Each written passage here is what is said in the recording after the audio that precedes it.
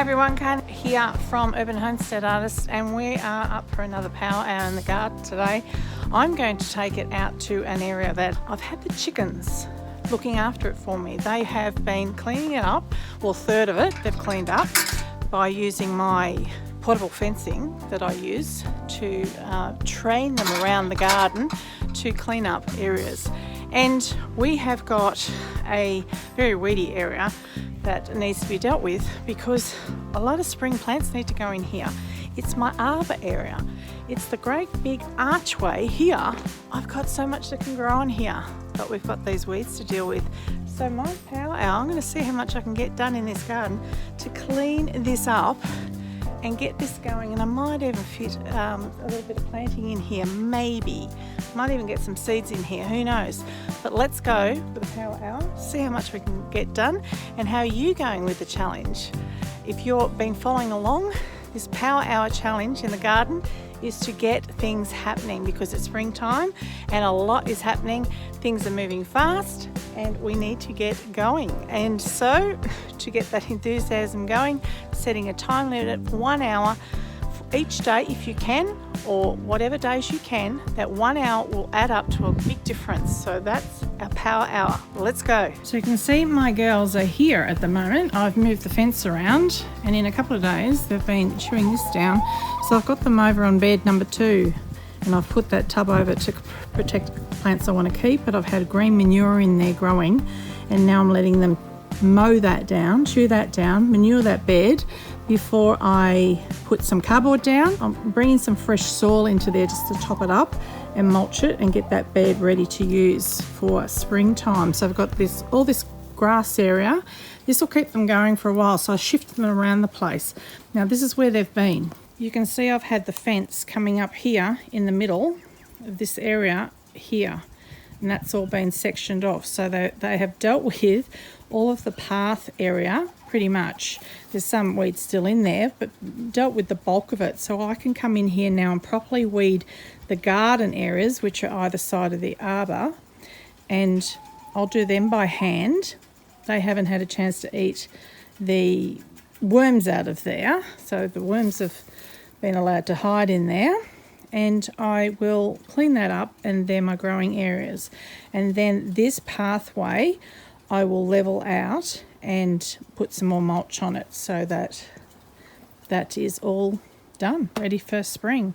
So it's a matter of seeing how much I can get done in an hour and then chip away at it over time. I'll just pick a few things out of the garden. Some golden beetroots already. I'll have those for tea. I'll save some of the leaves for salads. Look at the colour.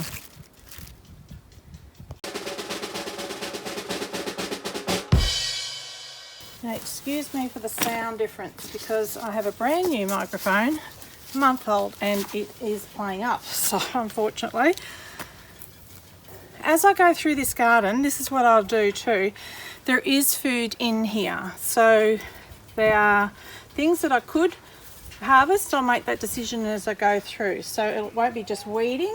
I will be attending to things like right here is your con, and there's some chives here, which the chives I will probably cut back just so they thicken up a little bit and don't run to flower just yet. I don't want them to. And the yacon is multiplying up under there. There'll be tubers that can be eaten, and I will take a look and see what that needs.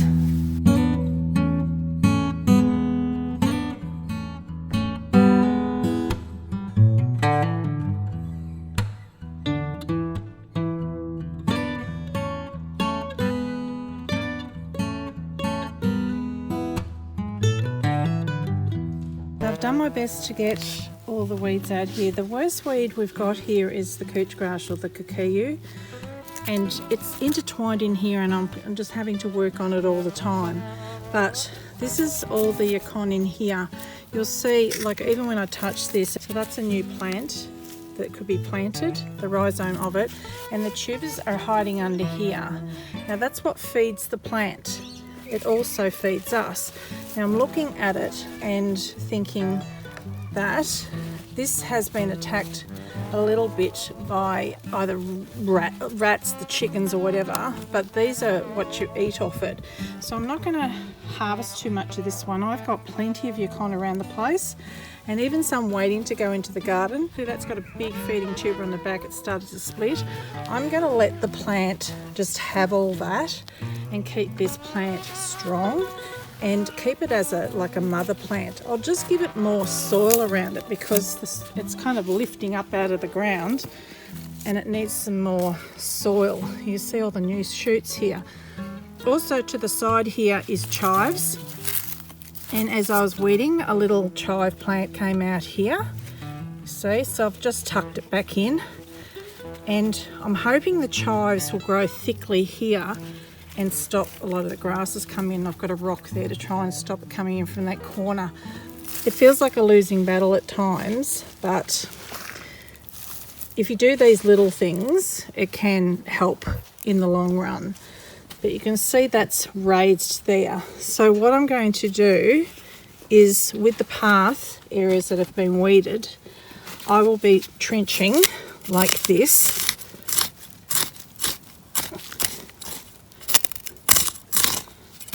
And pulling up any, this is the bag grass, any of that near it that I can find. There'll be more in there, I guarantee it. But any that I can find. Putting more soil on there, but I need to find a barrier, something to put against this edge. I'm going to edge it with something eventually. I don't know if I've got the resources at the moment to do that.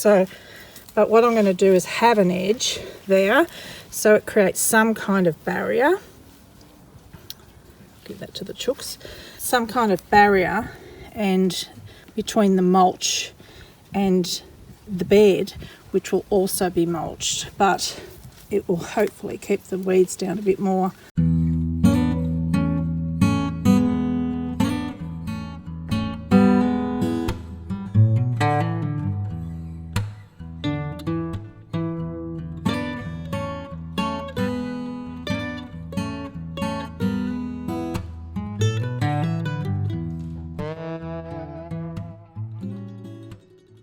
Now this is something I've discovered. Wherever there is that horrible grass growing, there is these long grubs.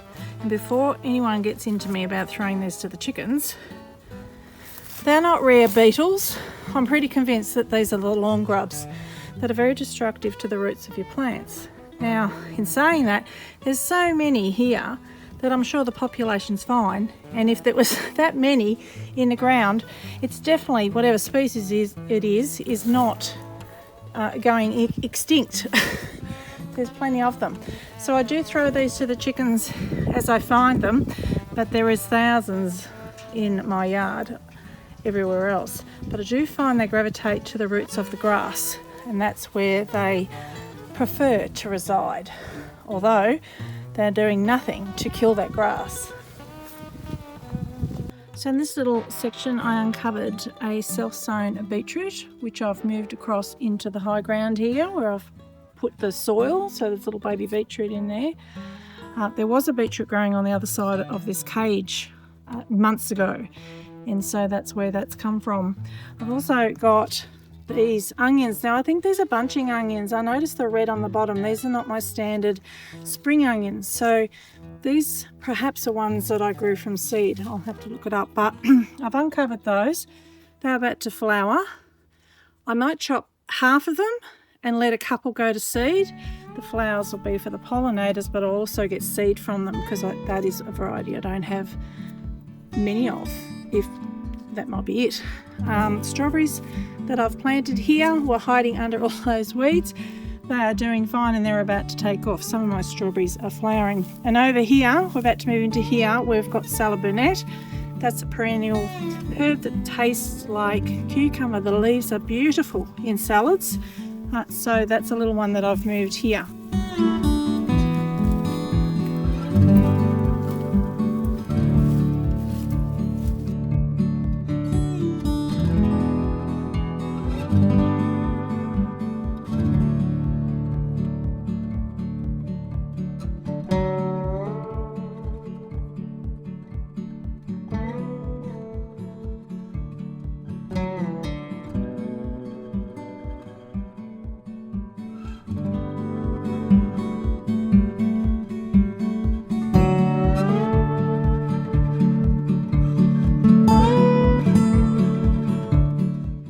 Okay, let me show you this. This is a classic example of why it's really important to keep your soil covered. Now look at this soil.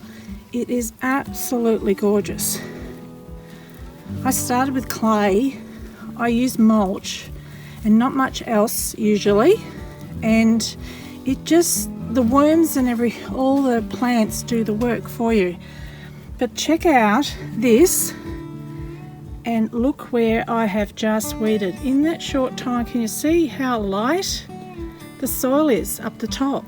That's how quick it dries out, and that's how quick it starts killing the microbes. So ideally I should be mulching as I go. I should have a bale of organic sugarcane mulch or something to mulch this as I go.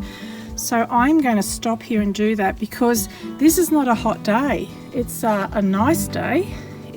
It's been sunny, but it is quite overcast at the moment, and yet that soil has dried out that much already.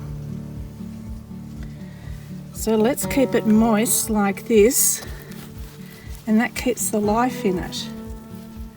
Now in this section I've unearthed my poor dripper, but who knows if that'll keep working. The flat leaf parsley, which I've put towards the back, hoping it'll grow in there and fill that with greenery, and less of these weeds will grow in there. Now I have not got to this in time. It has gone to seed, or starting to go to seed, so I may get seed dropping in here, but if we mulch it, hopefully not too much of that seed will grow. Freeing up these plants, they are certainly going to take off. Then if I mulch it and then focus on what I'm going to put in here and filling those gaps up as quick as possible, that is the key here. So once the weeds are out, rather than weeding a massive part of your garden all at once, weed a section, mulch it, start planting into it, filling that gap up, and then move to the next section. You are better off to have really weed infested areas and absolutely full finished areas than to have lots of open space where the weeds just come in and the sun can come in, and that's how I prefer to garden. So do a section, fill it up, job done, and that is one section taken care of, and others can look really messy, but at least I know that one is mulched and planted out and all is well.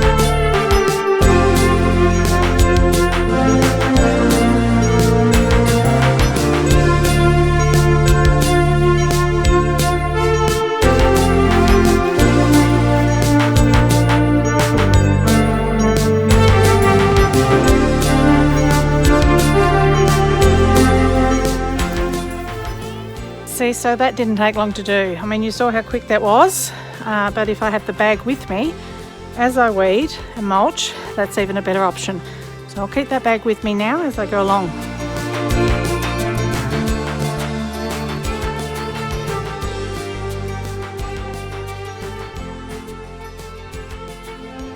Okay, so I'm coming up to the hard part now.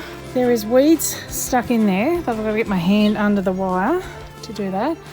We were going to take the wire off and nail it to this part of the bed so that was exposed. That is a job to do. I just wanted to show you this with weeds. See this thistle? It's grown up really tall.